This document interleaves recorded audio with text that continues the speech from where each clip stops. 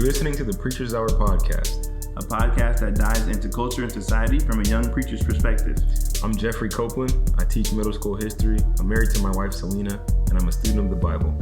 And I'm Brandon Jackson. I'm married to my wife, Jess. We have 3 beautiful daughters, and I love to share the gospel with teenagers and help disciple them in their walk. We sit down each week and have conversations about what we've learned, what we're learning, and what we think about current events happening around us. Enjoy.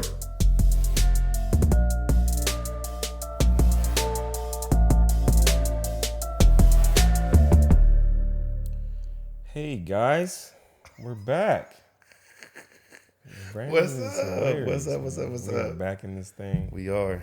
Episode 70. Let's go. 70 of these things. Here we are. Yo, I never thought we'd be here. Fam, how many subscribers we got on YouTube, Brandon? Dog, I was thinking the other day, like, I was counting them up, just like 1, 2, 3, 100. 100 of y'all have tapped the red button. Thank you. And man. I am grateful. It's funny because like we've talked about it a couple times, and I was like, well, how do we gonna say it on the podcast? And will I have the same energy that I had then? Yeah, I got the same energy. Same energy, man. It's really when I stop and think about it. I was laying next to my wife on the couch, and I just saw it, and I was like, babe, look. And she was like, wow, babe. And I was just like, I keep thinking about it, and I'm like, we made something that did not exist, and now it exists, and people are, and like 100 people.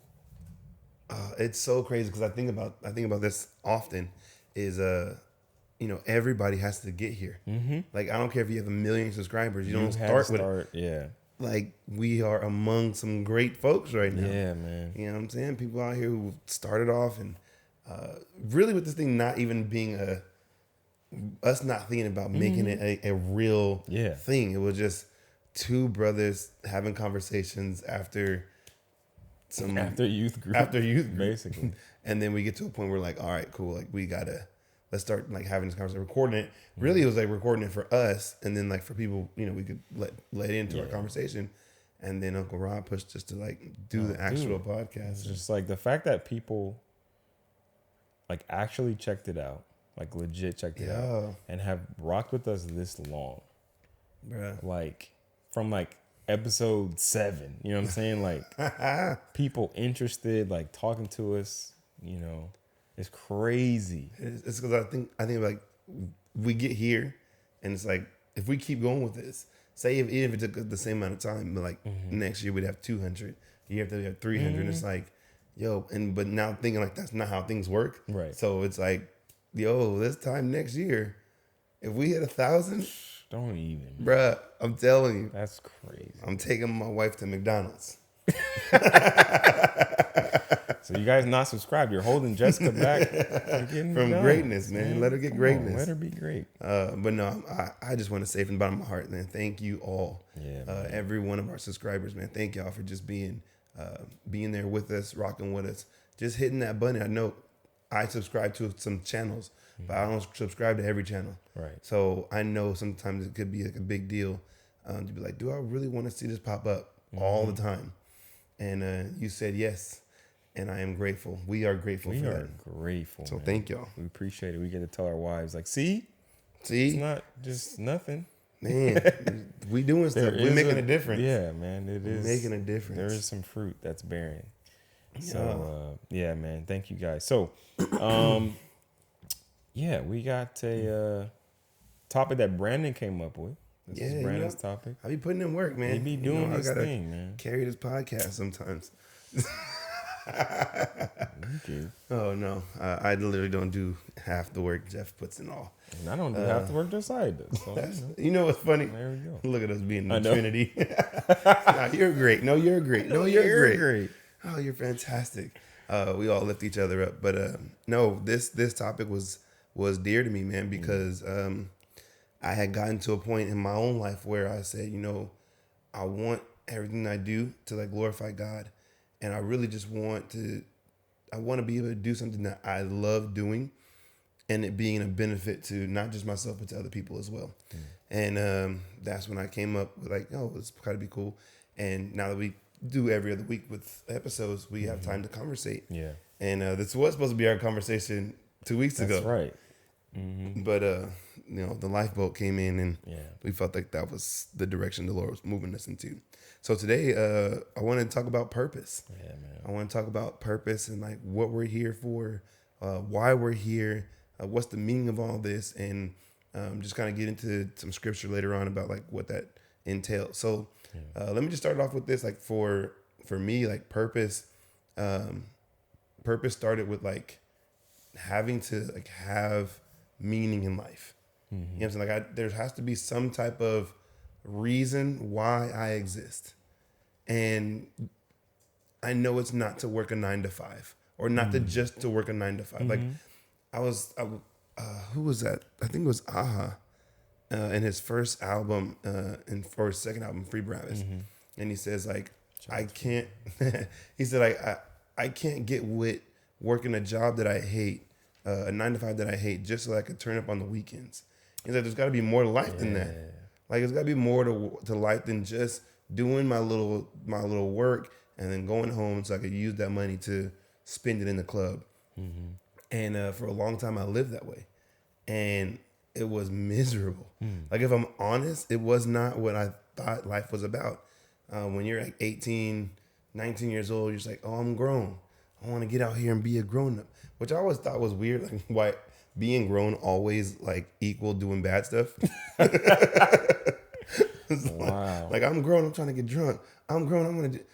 Like, being grown has nothing to do with doing dumb stuff. Not at all. Like, you could do that in your 40s and people will look at you like you're not grown. Wow. Man. Talk about being immature. Man, That's look at crazy. this kid in the club throwing 20s. Like, knowing that's your rent money. And just spent all your stimulus in one day. The stimmy is gone. So yeah, so that's my take on purpose, man. That's why that's where it came from. Just like wanting to educate other people on why they're here and like what the meaning of life is really. Yeah, we have a need for meaning. I think every single human, most humans would agree with that. And I just like, if you don't believe in God, then you agree or you believe that there is no meaning, like life has no meaning. And the question I heard when I was on my apologetics phase was just, which is a great question. It's, if there is no meaning, why am I aware that there's no meaning? Whoa. Like, why do I even have a concept of meaning if there's no meaning? Like, why is that even an idea? Whoa. Right? Like, Dude. I shouldn't know. Like, if there was no reason for this, I would know I would have no conscience of Like, it not having a reason. why did we invent this thing called meaning That we can if never- there is none? Like, and then, Yo, that's crazy. I mean, you have to ask yourself the question. It's like, well, look, man can make their own meaning. It doesn't answer the question, number one. But like, that's what you're going with? Like, that's your solution to, like, you feel, you know that that life needs to have a meaning. There has to be a reason for existing. And your solution is to, like, well, I'm just going to make it up. Even though I believe there is no meaning to life, I'm going to pretend there is. Yeah, but we're the ones. Because you would still feel like a fraud. You would still feel fake. You still feel like everything you did was for nothing. Right. And honestly, without God, it is. Like, I hate to be so like cut and dry, but without God, no matter what you do, no matter like what you're good at, I guess you can find your own meaning in there. Like, you can find meaning in like being a good dad. You can find meaning in being a supportive husband. You can find me, but you can also find meaning in like being a bad husband. I mean, you can find being selfish, like because having all these ambitions for yourself. If you're okay, again, we're just here on accident. We're just existing. We're just organisms. Okay, so then why don't you just be like a mountain lion? Mountain lion doesn't sit in his cave like, oh, man, what am I doing? What am I gonna do with my life? No, it's just like, I'm hungry. I'm gonna go eat. Yeah. I'm thirsty. I'm gonna get some water. Like, why do we have reason? Like, why do we have that? What evolutionary, advantage does it play for us to invent this thing called meaning. Wow. Like, it doesn't make sense. It doesn't make any sense. It doesn't make sense. Because if you, right? Because you producing your own meaning. Why did you make it up? Why did you What make is it up in the meaning? first place? And if you taking that analogy of the mountain lions, like, I would rather just go through life with like, I don't know, like instinct. Yeah, just rather than having existing like and surviving. Because like we survive, we exist, we have instincts, but like our instincts don't drive us. They don't move us to do anything. Like, I mean, I guess an instinct is like when you get hungry, you want to eat. Yeah. But then you have choice of what you want to eat. Think about, okay, well, what about my child? Or, what about this homeless guy? Yeah. Or, like, there's just, we're so complex to think that, again, we're just making it all up. I just think that's difficult at best. So let's say there is a God, right? Let's just go. Let's just humor us, man. It's an entertaining idea. Okay, so same question. So why do we have a need for meaning? Because we were created with a purpose. So our life, all life does have meaning. Yeah. And it is intrinsic. It's not extrinsic, meaning it's not placed on something from the outside. Like, humanity doesn't decide, okay, your life has meaning. Because if that's the case, then we're in trouble. Right. Then we can say, yeah, actually, your life doesn't matter. Boom. You know what I'm saying? But if you're created with it, if it's intrinsic, if it's in you, Yeah. okay, that's something totally different. You had to be created with that. Now, that's why if I hear an atheist or somebody, like, you're advocating for, the sanctity of life, or like, we got to people protect a lot. Why? Right. If you don't believe. What's your, well, it's bad. Says who? Like, where do you get that from?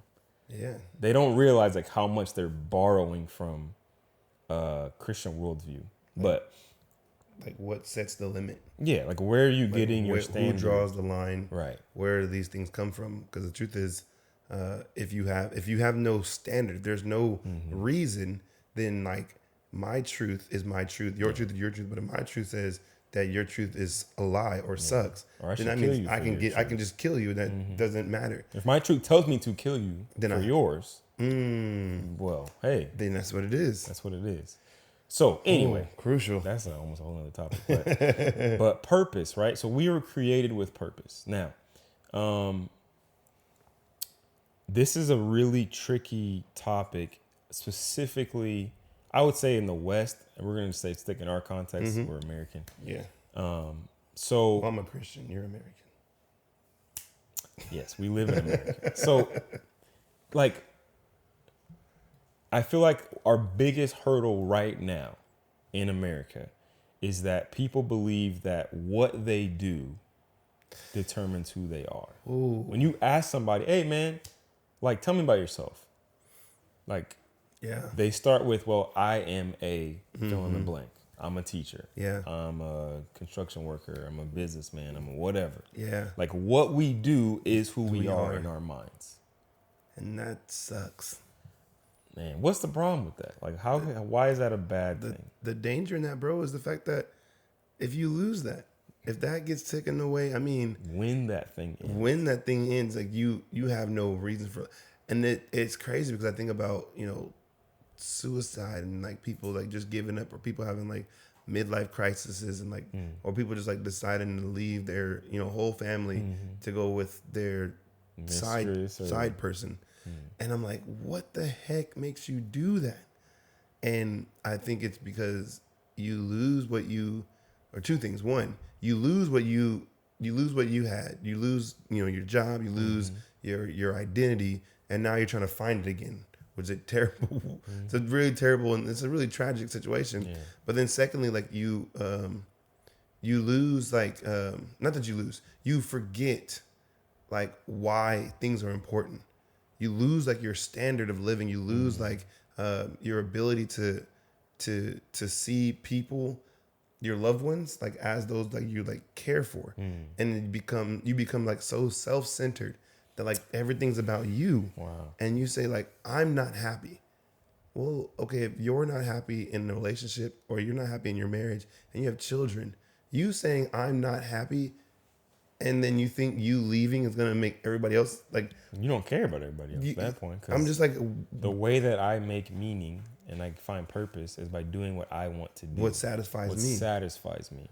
And that is so terrible. I mean, and we do it in everything. We do it in our jobs. Like, you want to be the company's best person, so you step on other people to get to the top. You want to be the best at this, so you forsake those who you love in order to obtain your dream You and your don't goal. spend time with your family. You're always at the office. You're always gone on trips and whatever. Because you're like, I gotta go get it. I gotta grind. I gotta whatever. But once that thing runs out, bro, and I think the one thing that even we talked about this when we were planning this episode, was like, what happens when you put your all into it and then you obtain it? That's what I was gonna say. The biggest concern is not what if I fail. It's what if I succeed. What if I go super hard, I work super hard, and I get this thing that I've been trying to get. And that's it. Gosh. You get to the top of the mountain and you realize there's nothing there. I don't even, I mean, just listening to so many people, like as I was like just Googling stuff, and like, man, all the people that have made it. And I think there's something that we had talked about. Like, no one ever dies and says to themselves, man, I wish I'd have made more money. Made more money or worked more. I wish I'd have worked spent harder. more hours at the office. Like, it's like, where's my family? I wish I would have spent more time. I wish I'd had conversations with. Yeah, I wish I'd have known my kids more. I wish I'd known. I wish I'd have made more friends. You know what I'm saying? Like, I look at people who, you know, celebrities and people with all kinds of money, like just even like Jeff Bezos and all these people, and I'm like, man, you get to the top, but if you get there and you don't have nobody around you, I mean, I think the worst thing to do is to die alone. Like that, I mean, to die without Jesus, that sucks. Yeah, that's probably the worst thing. The second thing to do is to die alone. Yeah. Even if you are like, even if you and Jesus are super close, but like you look at like the disciples, and they always had people with them, and like even when they went through the fire, even when they went to the hardship, the thing that like sustained them wasn't their money. It wasn't what they did. It was each other. It was the community that they had created.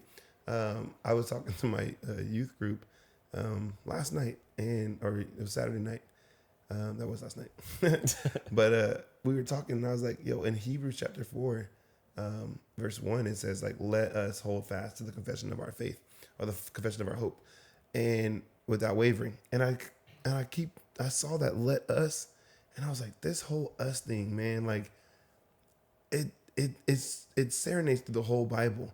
But it just took me back to Genesis when God said to himself, let us make man in our own image. And I started to realize that our purpose is never just for the individual. Right. You know what I'm saying? Like, what you're called to, what God calls you, it's never just for you. No. I don't care what you do. If you're just an extremely good cleaner, you're a janitorial, like building steward, whatever you want to call it. If you're just really, really good at that, you know how to organize, that's not just for you. No, that's definitely clean for other people. You know what I'm saying? Yeah, with other people in mind. You understand, like, okay, cool. Like, if I was walking into this, if I was someone else walking into here, how would I want it to smell? How would I want it to look? How, you know what I'm saying? So you take pride in that because you're doing it with other people. And the sad thing about America is we are teaching like this selfish ambition thing where it's like, no, you just got to make it. Go get it. You just got to go get it. Like, grind until, like, I don't care who you got to step on, who you got to snake, who you got to betray. Just get to the top. And that's a lie. Because at the top ain't nobody there but you. And it's a long way down. Man. Yeah, it's crazy, man. And I feel bad. I was even talking to my friends the other week. And just hearing them talk about all the stuff that they do. You know, like the first thing you say, hey, man, how you been? And like, it becomes like this game of like, I've obtained, you know, X, Y, and Z. Oh, I just got promoted to this. Oh, I'm making this much money. And like, I remember having those conversations. I thought, this is not what I thought you were going to say. You know what I'm saying? Like, you think, oh, you know, man, my kids, man, Oh man, my wife is, but it's literally like, how you been? I've been grinding. I've been on it. Oh, how's your wife? Oh, she just wife over there. She, like what, bro? Like you cannot be doing all this work. You can't be putting in all this time, just for you, and you have a whole family. So you got to just kind of be careful when you think about like purpose and where you're going with it, especially in our culture, because it's not designed for us to do alone. Our purpose is not for us alone. It's literally for the benefit of the community that we're around. Yeah, it's so crazy. This morning I was helping John Drodos at Flipside with the middle school kids. Oh, okay. And he was playing this KB playlist on YouTube while the kids were playing a game. And this song, Crowns and Thorns, from Tomorrow We Live album, came on. And this part that I love, and it just says, how does a man stay on top, become the servant of all? If you're the servant of all, the competition is involved, because who's knocking you off? There's nowhere left to fall. Like, how do I stay on top? I just go to the bottom. Like, how am I, where am I going to fall? I'm already down here. Like, there's no I'm not trying to compete with anybody. I'm serving everybody. Yeah. Like when Jesus says, the first will be last, last will be first. Like, humble yourself. Yeah, man. And he will Wash elevate you. He will exalt you. Man. And wow. So, yeah. But that's so good. But yeah, man, this idea of like what you just said with your friends and that mindset of like, yo, how are you? Or tell me about yourself. And it's like, what I do is who I am. And it's like, I used to be like, I preached that sermon in AV when I was preaching about freedom and how like, I'm a basketball player. Okay, now I'm a basketball coach. Okay, now I'm a teacher. And like all these things I was doing them and they were my identity, but they were like not sustainable. They weren't satisfying, And so I realized like, no, like I am a follower of Jesus. Facts. That teaches and coaches. Facts. Like these are actions. They're not who I am. No. Right? They're not foundational. Yeah. Like it's like building the house on sand instead of on solid rock. Oh like my Jesus gosh. says. Because the fragile thing of, placing your life into those things is like when they're gone, you don't know who you are. But like when you place your identity in God, you're like interchangeable. You're like God could say, cool, like, you've done X, Y, and Z for, years and years. And I want you to do this. And I'm not gonna lie, like I still struggle with this. Like being able to be a photographer and a videographer. That I don't want that to become my identity. And I know I don't want that to become my identity. But the issue that I'm having right now is this thing is making, like, this is like the thing that can get me and my family to a better financial place. There's so much potential in it. Yeah. And if God calls me to do something else, am I willing to let it go? Man. Actually, is a question. Jess told me something the other day, bro. I was like, oh my God, you talk to God. She just went in. I can't remember what we were talking about, but she said to the teenagers, where is your identity found? Just asked them point blank, where's your identity found? And they all were like, oh man, it's found in Christ, found in Christ, found in Christ. She's like, really? She's like, they're like, yeah. And it's like, okay, cool. So I want you guys to do this. Could you spend 3 hours tomorrow praying, and then spend 2 hours? No, she's like, can you spend 1 hour praying and then spend another hour reading your word? And then could you get on the phone with me and let's talk for an hour about what you talked about? And they all made excuses why they couldn't do it. And then she was like, all right, everybody pull out your phones and let me see your screen time. I was flabbergasted. Those kids would be on YouTube for 6 hours. I'd probably say 13. Those kids would be on Instagram for like 4 hours. But as soon as we say, can you do something for God, who you claim your identity is set in, it's like your identity is, and then she was like, could we just stop lying?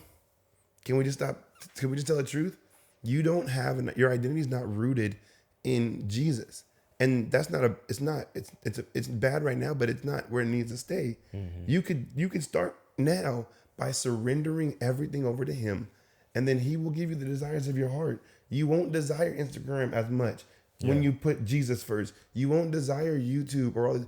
I mean, and if you do, it's going to be. And stuff all you do on there is going to be totally different. Yeah. Yeah, You you're might gonna still be- use those, but you're going to use them for the glory of God. So, like, I thought that was like the coolest thing, but I thought it was one thing that I believe that we need to do as the church, to just be honest with people. Like, is your identity in Jesus? I wish it was. Is your identity set in Christ? I wish it was. Is your foundation Jesus? I wish it was. Because if you took this away from me right now, if you took what I believe is my purpose right now, if you took that away from me, I think that I would lose it. If you took this away, I think that I don't know if I'd be able to continue. Dude, that's something that you have to consider, is God might do that. God might do it. Like, there's a very good chance he's like, you know what? You think this is your thing. I'm taking it to show you that, like, I should be your thing. Oh, come on. And it's I like- should be your thing. And it's like, are you ready for that? Could you answer this question? Like, how, if you can, how would we be able to get ready? Like what are something practical we could do? Okay. So this is something we're definitely we have 5 minutes till the break. So Okay. we're going to go after we come back from the break, we'll continue this maybe. I don't know how long I'm going to take, but so the first thing that we have to address, if we are going to find our purpose, if we're going to find meaning in the world, and we believe that God exists, if we can agree to that. Again, if you don't believe in God, we have to have a totally different conversation. But for people who are willing to, like, okay, let's assume that God is real, that he's the creator of the universe, and that he has revealed himself to humanity through the Hebrew and Christian Bible. Okay, not any other religion. We're going to go with the Bible is true. Okay, so that creator, that God made me, which means he has a say over my life, right? He's given me free will. That's something that we can talk about another time, but he has given us the ability to choose. Yeah. And I told this, Patient did a series on choices with the high school kids. Ooh. And we talked about making choices, making decisions, all that stuff. And I said, so there's one choice that you make.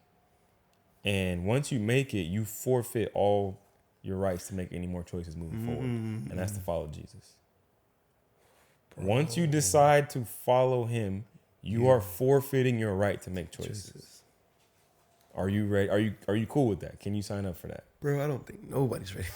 I mean, that's the reality. We don't teach that. We don't teach that. We don't talk about that. No, you live your life. You just do it for God now. Yeah. He said, lose your life for my sake. And you will Deny yourself. Gosh. Okay. So once I've decided that I'm going to follow him, that means I'm forfeiting my rights to make decisions, to make choices. Okay. From now on, I have a boss. I have somebody that I have to consult. Okay, God, what should I do? Patient literally was like, look, God, what should I wear today? Wow. I mean, you might think that's silly. But is it? If he's the Lord of everything, he literally owns every molecule in the universe. He is sovereign over every single atom in the universe. Jeez. He can tell me what I should wear today. I mean, that's And him being like him knowing all things, so he can wear this for a specific reason. You have no idea. You don't know what it is. Might be but like, oh, I'm glad I got these pants because now this was in this pocket that I left in here. And now you never know. But so when it comes to purpose, and something we're going to get into when we come back from the break, but like the first thing you can do to figure out your purpose is go to the one that made you. That's good. Right? That's good. And then you have to submit. Ooh, not that S word. You have to submit. Jeff using the S word. And that was that video I sent you that my brother's girlfriend, that Grace, shout out to Grace, that Grace sent me, that I sent to you. Bro. We want relationship without submission. You can't invite God, or you can't ask God to come into his space and then not submit, and then dictate how you do. You don't get a choice. You're in his space.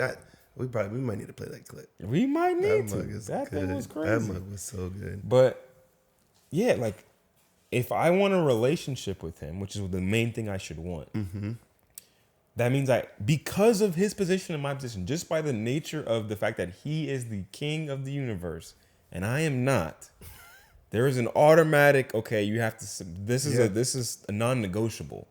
It can't be, if you want to be here. Yeah, if you want to be, you don't have to. This is here. your choice. You can choose to do your own thing. God's going to respect your choice. But if you're going to follow him, this is not something you can negotiate.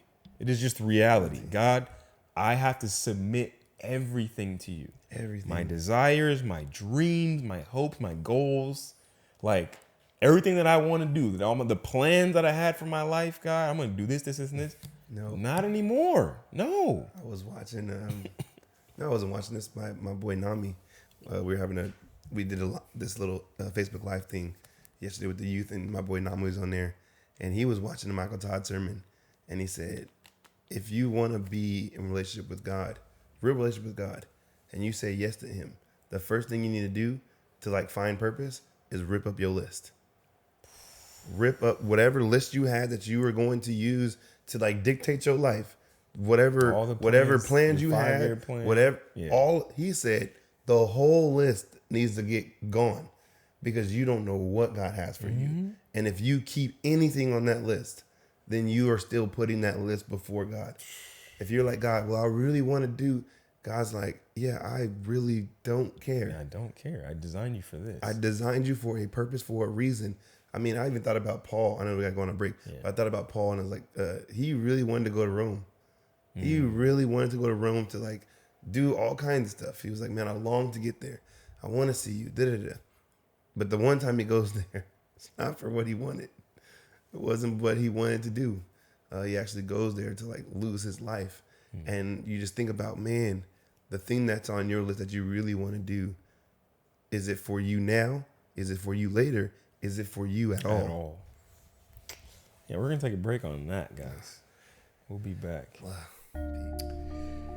Hey, what's up, guys? Hey. This is a commercial for Preacher's Hour. Gotta pay the bills. Yeah, our Patreon, guys. So we talked about it a little bit in some episodes, but this is the actual commercial for it. So we have a Patreon. They have a website as well as an app that you can get.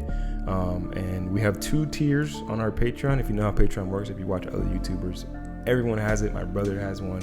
Heck of people are using them. So we have a donation tier, which is $3 a month. You don't get any extra perks. You're literally just helping us out. We just would love it. We appreciate it. We appreciate it.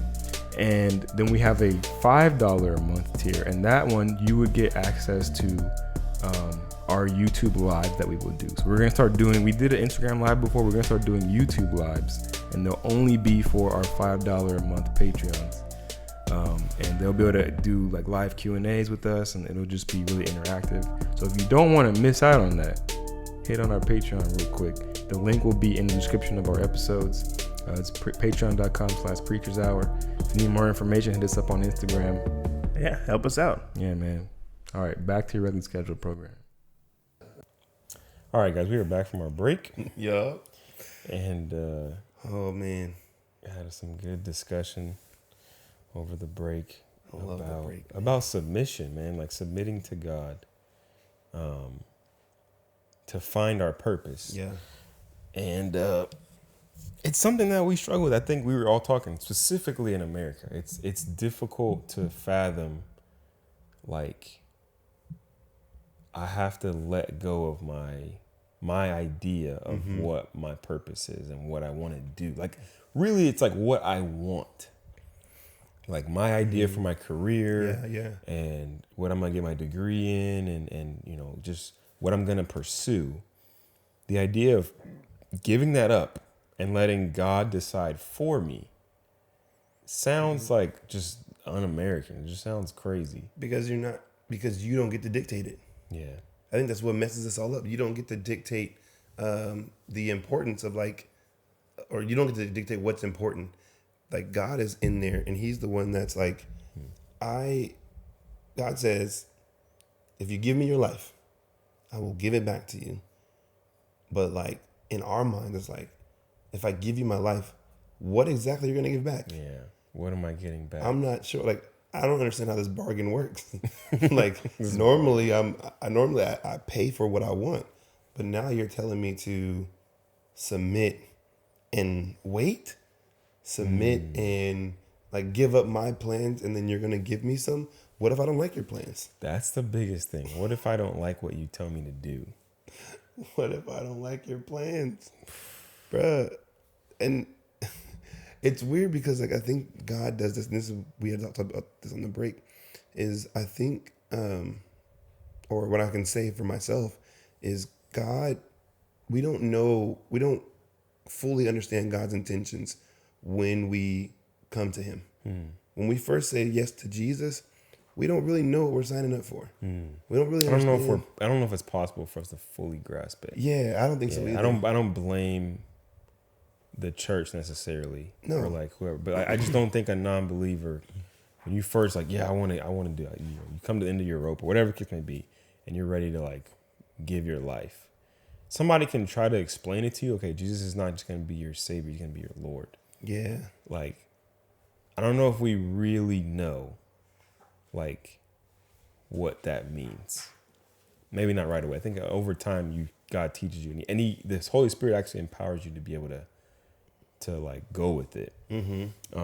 So, Because this is, yeah, I think what God does is, like what you say, he teaches you, he gives you the ability to like know him more and more.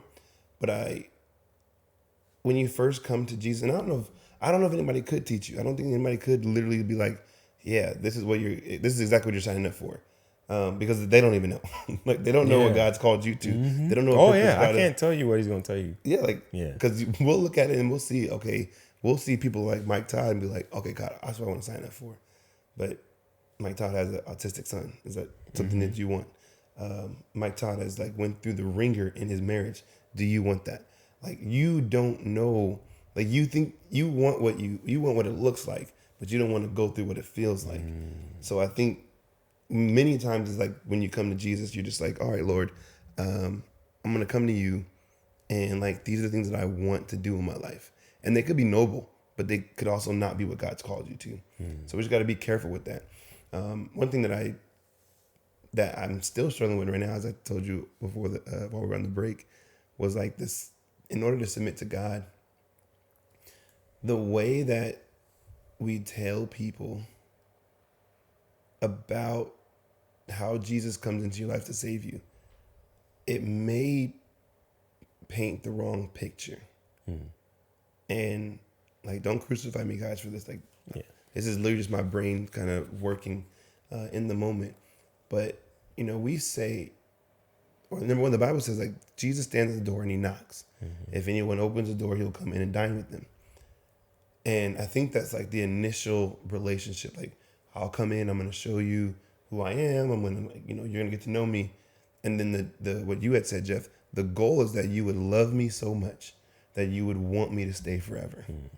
But in American mindset, I don't know if we can actually kind of keep that same mindset, because we always have like this escape plan. You know what I'm saying? We always have like this, if this doesn't work out in the end, I need a way out. I need a way to get out of here. So when Jesus comes into our home, when Jesus comes into our heart, we have this idea that, okay, you're here as a guest. This is my heart. This is my heart. You don't dictate what goes on here. You can stay as long as you like, as long as you don't start changing As long stuff. as you follow my rules in my house and stuff like that. I literally just, as you were talking, this just came to me. When he comes into our heart, the goal is not to keep living in the same heart. Give us a new one. So it's like, we're gonna eat, we're gonna talk, and we're gonna get to know each other. But I'm gonna This change. is not, this dwelling that we're in is not permanent. I'm gonna change. We're actually this gonna thing go live somewhere else. up. Oh man! I got a whole new heart for you. Whole new. And that heart is mine. That's mine. Oh, that heart is mine. And you don't get to dictate what happens in this heart. Oh, see, that makes more sense. Yeah, that just came to me while you were talking. Let's go, Holy Spirit. Yeah, it's all about the submission, man. I think if we, Yeah. in order to find purpose, real purpose, we gotta be able to submit. And we have this video that like talks about submission that really like blew my mind. Like, this is just really good. Yeah. Shout out to Grace, my brother's girlfriend, Oh yeah, for showing it up. for sending this to me. All right, check this out, guys. But that's because we try to take relationship without submission. That is the issue here. We try to have relationship without submission. The diet is like, that's a great example because Paul talks about beating my flesh into submission. Yeah. We try to be in relationship with God, but we don't want to be submissive to God. And that's where we get this cheap grace, where we keep going back. All right, God, I got salvation. Here's my salvation coupon. Can you forgive me again? We come back the next day. All right, God, I got my 2-for-1. I ain't come repent yesterday, but I'm repent yesterday and today. Here's my 2-for-1 coupon. We don't submit, but that is the problem. You cannot be disciplined without first being submissive, because that is where relationship takes root. When you are both in relationship with somebody who you will willingly submit to, that is where you start to get fruit.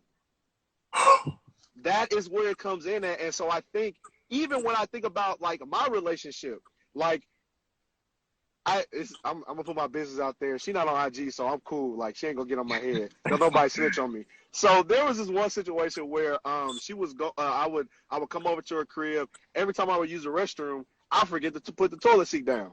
And like, I grew up with a little brother. Like, you know what I'm saying? We ain't have to share a bathroom with another woman. So like, it's natural. It's natural to me, right? It's not bad, but it's just natural. One day she said, yo, I ain't gonna lie to you. Next time you leave this toilet seat up, you're gonna be using the restroom at the gas station up the street. and I laugh about it now, but my first reaction was, well, that's lacking grace. But I am coming into her space, requesting relationship with her. So although my intention with leaving the toilet seat up is not bad, carnal, there is something different that is required of me if I'm going to be in this intimate space with her. And that is it. If you cannot submit to the requirement of the space in relationship with God, you will not have true relationship. You will not have fruit. So it can't be one or the other. You got to come in and you got to put the damn toilet seat down. Bro, I did not appreciate that video when you first sent it. I was telling just like, when you first sent it, I was like, why did you send it to me? And only until the end of the video, like, I'm watching the whole thing, I'm like, what? And you get to the end, he makes this analogy about being in his girlfriend's house. And I was like, the whole rest of it just came back. It was like, bam, Relationship without submission is impossible. But how many of us are living in that? Like, bro, I mean, a lot of us. I wasn't taught that. Like, no. I mean, I was barely even taught relationship with God, right? It's just do this. Okay. Yeah. But okay, now we're relational. Okay, cool. Okay, God wants to be relational. That's great. Yeah. But again, the very nature of God, that he's the sovereign ruler of every molecule in this universe, requires submission. Like he said, like, if I want to be in an intimate space with God, it requires something different of me. Like he said, it may not be bad. Right. Like, oh, this is just who I am. This is my personality, you know, blah, blah, blah. Sorry, guys, how I am. Right. But you want to be in a space of intimacy with me, it's going to require some things. Yeah. You have to be different. You have to be a certain way. So true. You got to listen to me. Mm-hmm. Man. I mean, we come to God, number one, with so much baggage, which is expected by God. Like, God expects the baggage, but he's saying to you, no, come as you are, but I'll be if you come in here and try to stay this way or try to talk about how you need this. No. You came here. This perfect example. My, one of my uncles went through a drug rehab program. And when you first get to the program, you have to go like a 90-day blackout. Basically, you can't have no electronics, no nothing. And then you got to go through detox. This dude was like, cool, I'm ready for it. He gets in there and he's like, hey, can I keep my cell phone? No. Well, can I keep my cigarettes? No. Can I? Sir, if you want to be in the program, this is what you have to do. If you're not going to do these, there's the door. You can go. But we're not going to force you to be in here. We're not going to keep you in here. And if you break the rules, like, we're going to give you a few chances if you're sincere. Like, so they understand drugs are drugs. Like, the addiction is real. But, like, we're trying to help. And if you want the help, come in. If you don't try to come in here trying to change what we are doing. Don't try to come change go start your own program. You know what I'm saying? Like, go do your own thing. And you want to be able to have drugs and cigarettes in your addiction free zone. Do you? But don't come into my space. Don't come into this space. Dictate and try to tell me how I'm supposed to run it. You came into this here. is a choice. You came to me. Yes. Like, we go before the Lord and we ask for forgiveness. And he says, cool, I'll give it to you. But if you want to be in my kingdom, this is how my citizens live. And all my citizens have purpose. All my citizens have something to do.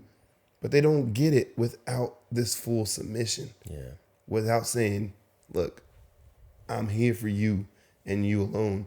And I think that's something we got to get better at teaching, especially when it comes to purpose, because we will bring a person into the church, bring a non-believer into the church, and we'll see their gifts and talents. Like, we'll see them, and then the church will automatically try to put them to work when we haven't even asked God. We haven't sought God. Like, what do you I haven't want? even told this person or taught this person how to first hear from God, have a relationship with him. This is how to do it. This is a different relationship than any other relationship you're going to have in your life.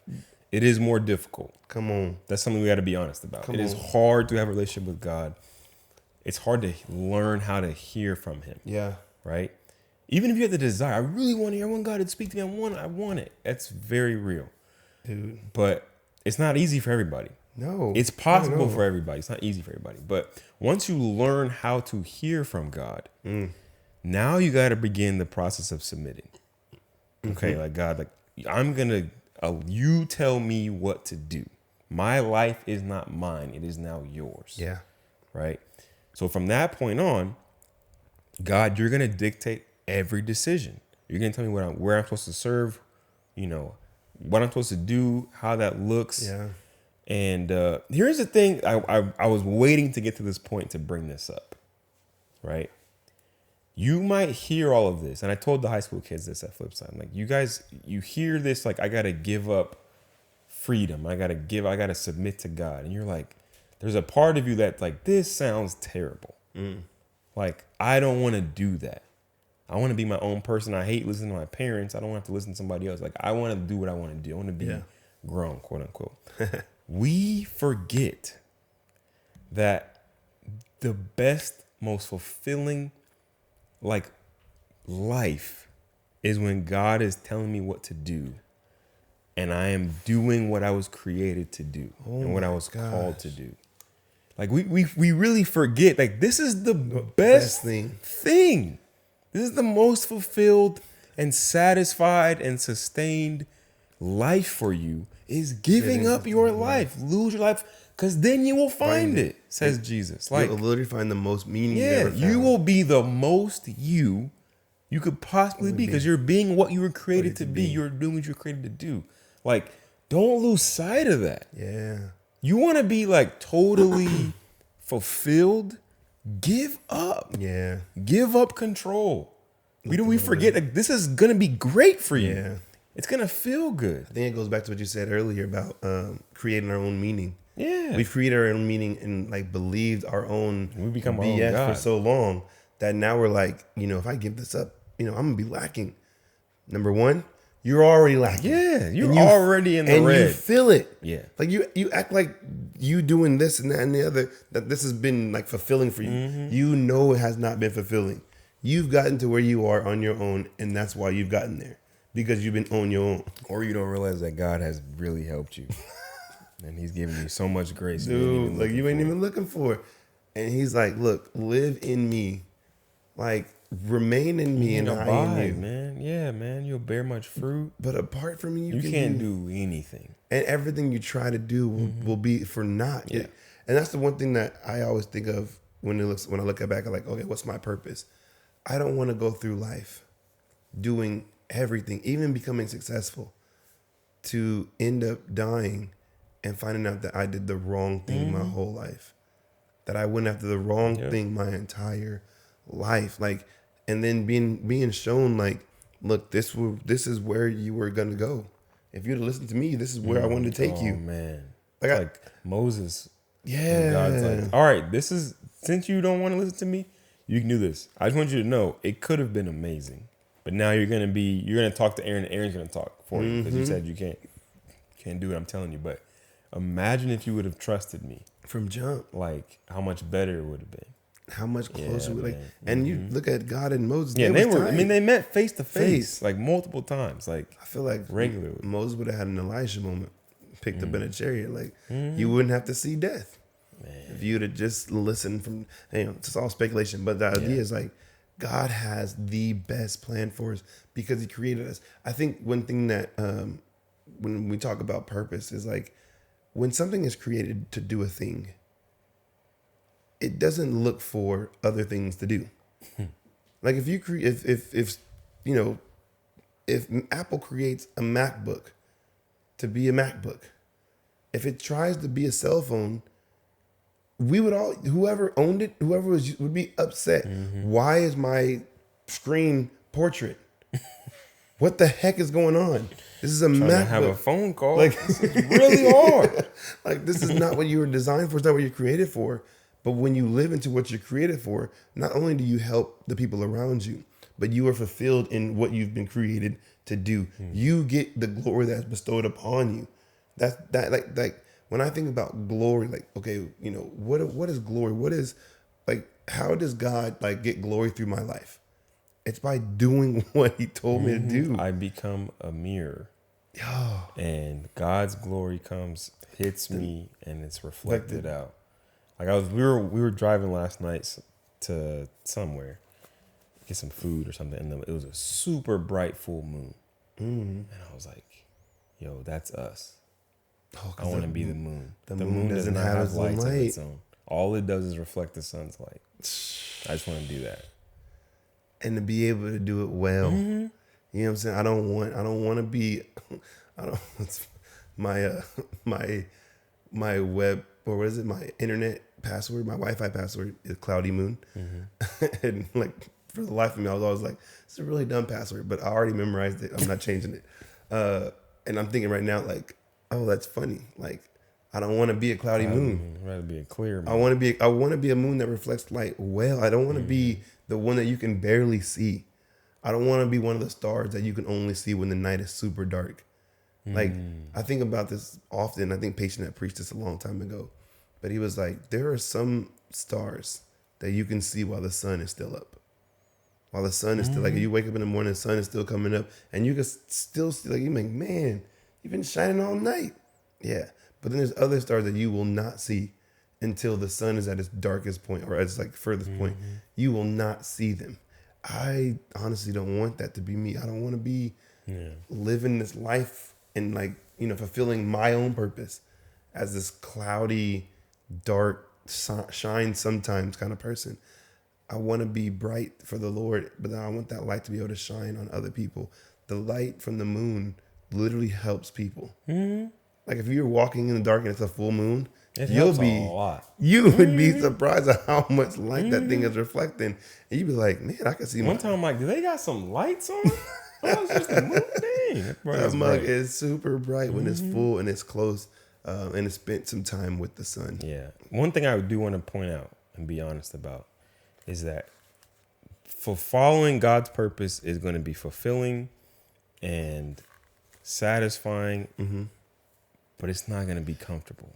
Oh, yeah, you got to say that. Let's be real about that. You got to say that. It's definitely not guaranteed to be comfortable. But it can be exciting. It's going to be exciting. It's going to be great. I think it's... But it might hurt sometimes because God is going to challenge you and push you and shape you and mold you and change you into something better. Yeah. That's gonna hurt at times. Like, you have to be prepared. Like you talk about Pastor Reese preached that sermon about cutting. Oh yeah. Pruning. Like, even in that verse in John 15, when we have it on the list of John 15, where it's like, he's like, even he goes, the branches that don't bear fruit, I'm gonna cut you off. And the branches that do bear fruit, I'm still gonna prune you. No matter what, you're getting cut. So you gonna feel this? Yeah, it's just like you still gotta. It doesn't free you. And I was talking to John today. We were talking about trying to help people with suffering. How do you preach that? And it's like when you read the Psalms, and you notice like how many times God is described as a refuge or a shield or my help or whatever. How come it doesn't just say God and God stopped any kind of danger and pain from ever coming my way? Why do you need a shield? Because you're under attack. Why do I need a refuge? Because I need to retreat because I'm under attack. Man. He doesn't stop. When you read Psalm 34, the afflictions of the righteous are many. The righteous have a lot of afflictions? Hold on. Is that a typo? Don't you mean the wicked? No, I meant the righteous. Oh my gosh. Like, don't think that it's going to be super smooth sailing and no pain. No. Not the case. But the difference is your pain has a purpose. Oh, It's not just meaningless pain. It is trying to cut off parts that are not good. It's heart surgery, and he's a gentle surgeon, as that song says. Yeah. He's trying to make you better. He's trying to make you better. Not even better. He's trying to make you best. Yeah, go ahead. He's trying to make you best. Like anytime in that, we had talked about this and you said you didn't want to be corny, but we had talked about like coaching. Come on, Jeff. We talked about coaching, and when a coach is trying to train you and they see potential in you, they may not know your like full purpose, but in basketball, they know what you could become. They know what is in you. And their job is to draw that out. And it hurts. It is not comfortable. It is not fun sometimes. Bro, running suicide, you be like, all right, 30 suicides. 30 suicides? Man, stay after practice. You need more. We're going to do some more reps, one-on-one stuff, like watching film. That's not easy. Like, man, when you're really trying it's to not get even the desirable. It's not. When you're trying to get the most out of a kid and the best out of them that they don't even see in themselves, like you have to be, sometimes you got to be a jerk. That's why I stopped really, really coaching, because it's just like you have to go to places as a person that the kid's not going to like. You have to, it's not a popularity contest. Like, I told my kid, you're going to hate me at times. Yeah. But if you listen to me and you do what I say, you're going to love me in the end. Yeah. Because you're going to be successful. You're going to win. And that's the only thing I care. I don't care about me winning. I want you guys to win. I want you to experience winning for yourself. That's going to bring me joy. Yeah. And I know that brings God joy when we are successful in listening to him and obeying him. And I even thought about this, man. As much as you want to say, coach this and coach that, or God did this, but thank God that he was there doing it. Like every step of the way, God is there. Like if you have a coach, and you could probably talk to all the greats, anytime that they were doing some practice, who was there? The coach. Who opened the gym? The coach. Who made you run suicide? The coach. Who helped you win the championship? The coach. But you just said he was the one that hurt you during practice. Yeah, but like I didn't understand the conditioning when we were going through it. I didn't get it. I was like, he's just trying to kill us. He hates us. I don't like him. He's always mad, always in a bad mood. Yeah. And then you get to the championship and like, oh dang, like all that paid off. Like I learned the thing that I needed to learn so that I can be successful in the end. And I think this is where God is moving us to. Yeah. And sometimes, a lot of times, success doesn't mean you won. But you learned.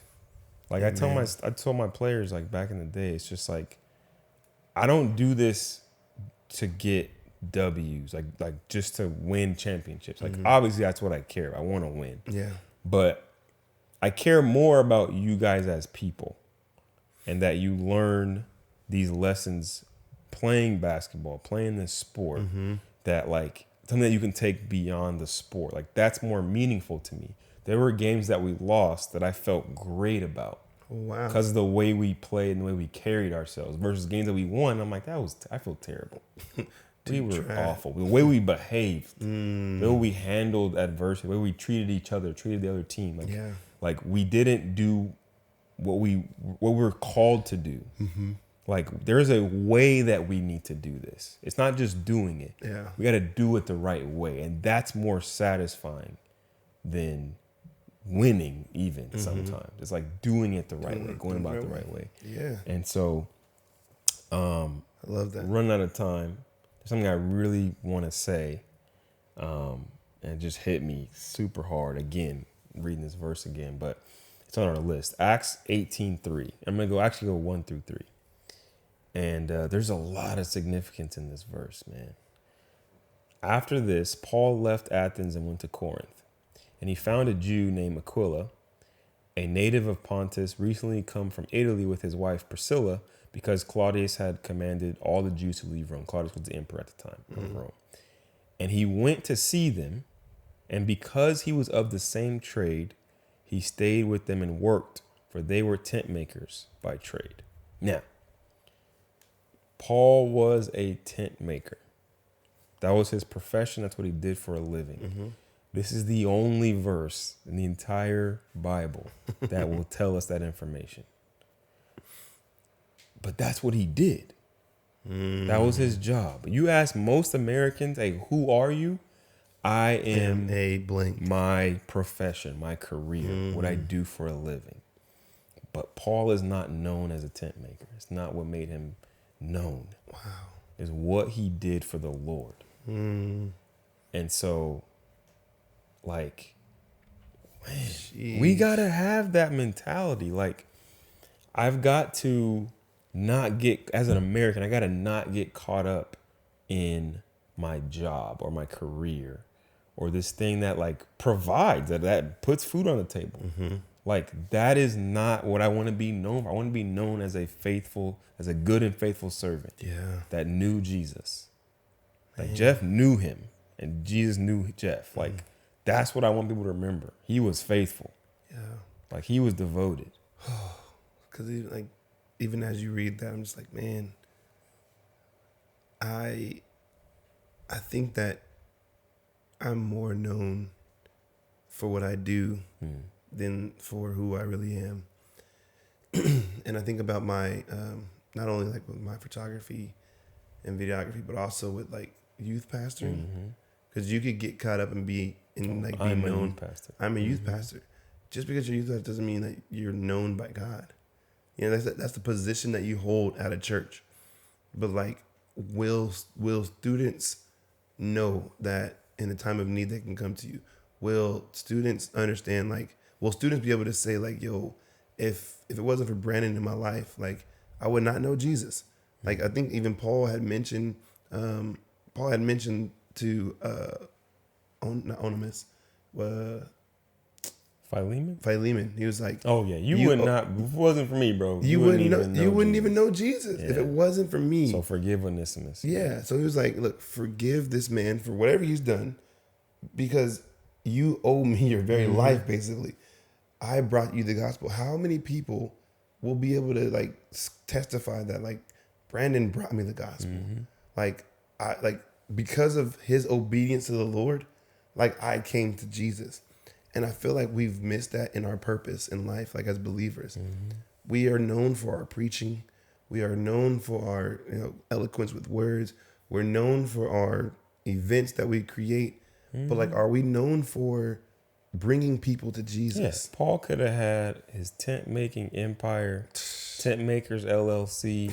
You know what I'm saying? He could have been that dude known for what he did, his trade. Like, in that time, when you start your trade at like 10 years old. Like, Paul has been trained to do this for most of his life. Like, he was probably a fantastic tent maker. Like, this is what I do. I've been doing this since I was a kid. Like, do this with my eyes closed. You know what I'm saying? Like, tent making provided for him. He went from town to town. He stayed in places for years. How do you think he was living there? Yeah. Like, he was able to buy. He even says in some of the letters, like, I was not a burden to you guys. I paid for myself. How do you think he made money? Making tents. For years. He was making tents. He'd go to the marketplace, set up shop, making tents, selling tents, getting to know people. But like, he was known. None of us would be saved. None of us would be Christians. Let me tell you. If it wasn't for Paul's faithfulness to the Gentiles, to non-Jews. He was the apostle of the Gentiles. Like, we would not be here if it wasn't for him. Or he could have just said, no, I'm just going to do this. This is my career. So I've been called. This is what I do, man. I'm going to chase my passion. Yeah, I'm going to chase my dream. Mm-hmm. But you chasing your dreams could literally be the demise of someone else. Mm-hmm. You chasing your passion could put someone in a prison forever. I keep thinking like, man, our number one purpose is to spread the gospel. Our number one purpose is to tell people about the love of Jesus. And if we're being like honest, we're not doing a good job. Like I feel like, and let me just be honest. Like, let me just say, like, my circle of friends, we don't do a good job of like spreading the gospel. Like, Patient challenged this on Friday, and I was like, dang, I had this goal. I think I even mentioned, like, I had this goal that I wanted to tell 15 people about the love of Jesus, and that they choose him. Fantastic, but my job is to tell them. Give them the opportunity. And like, so far I'm still at 2. You know, truthfully, I'm only at 1 because I started it in December. And it's like, I got to get back to spreading the gospel, to tell people about the love of God and being more intentional about it. Being able to say, okay, God, today I'm waking up. What would you have me do? God, I really want my boy to be saved. I really want my girl to be saved. I really want my parents to be saved. I really, really want you to do a work in their life. And God, would you soften their hearts so that when I tell them about you, not if, when I tell them about you, that they're open to it, that they're open to the conversation, and give me the boldness to speak truth and life into them when I'm telling them about your love. How often do we make those prayers? How often do we say these things to God? And if we're honest, I don't think it's often at all. But if we get back to it, we will see an increase of those, at least those who are around us in our circles. We will see an increase of those coming to the Lord, as was in the book of Acts. But we just got to tell the truth. We got to tell the story. Yeah, man. Last thing I want to say, Matthew 6:33. But seek first the kingdom of God and his righteousness, and all these things will be added to you. Come on. Just, if you're worried about, but I really want to do this in my path, like, your first priority, your only priority is the kingdom of God. Everything's going to take care of itself. He will give you new desires, or he'll keep the ones that you have. But your motives will be different. Yeah. You won't worry about your success as a tent maker. You're worried about your success as a disciple. Man, that's so good. Seek first the kingdom of God, and everything else will be added. I think that's I think that's one of those verses. Like, do you believe God or not? Like, is God lying to you? Do you believe that God is lying to you?